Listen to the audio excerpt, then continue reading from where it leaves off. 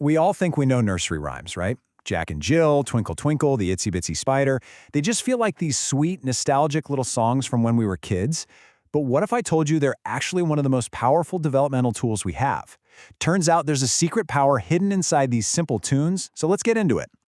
Okay, let's start with a number, 46.4%. According to the Early Development Instrument, that's the percentage of kindergartners who are showing up to school with the right development in all 5 key areas. Yeah, less than half. That number is, well, it's pretty troubling. It means a lot of kids are starting out already playing catch-up. So it really makes you wonder, doesn't it? How can we do better? What can we do to help build a stronger foundation for learning, right from the very beginning? Well, the answer might be a lot simpler and, honestly, a lot more fun than you'd think. It doesn't mean you need to buy some expensive gadget or sign up for a fancy program. In fact, it all starts with something most of us learned before we could even talk.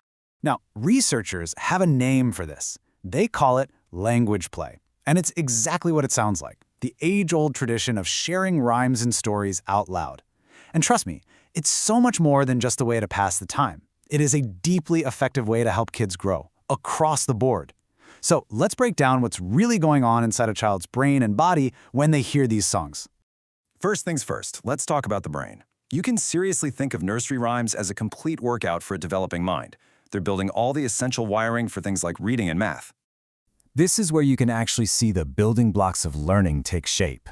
Just being around rhyming helps kids hear all the tiny little sounds and words. That's called phonological awareness, and it's absolutely crucial for learning to read. And at the same time, the rhythm and the repetition in these rhymes, well, that introduces patterns, which is literally the foundation for all mathematics. Okay, let's look at a real-world example. Take a rhyme that pretty much all of us know by heart.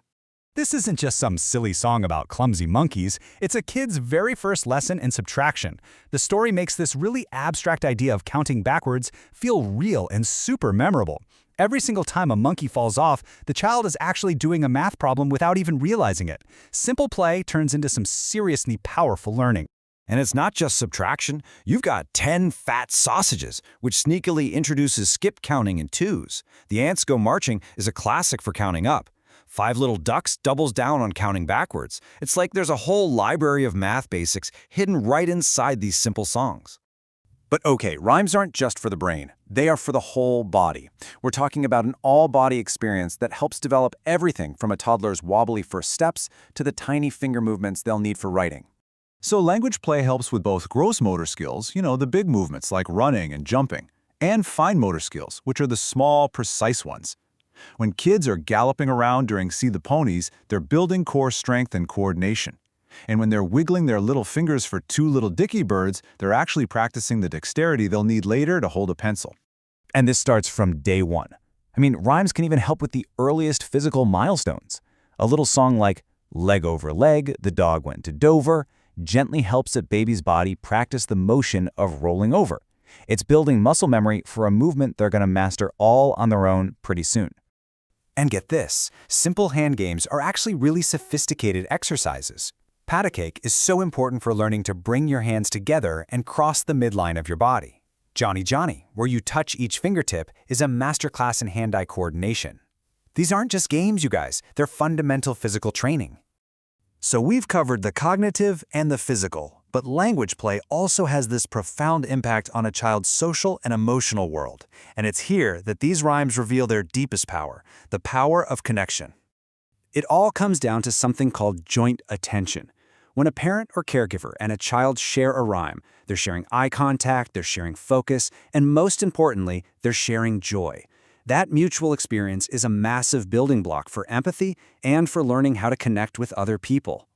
Rhymes also create this really safe space to practice social rules.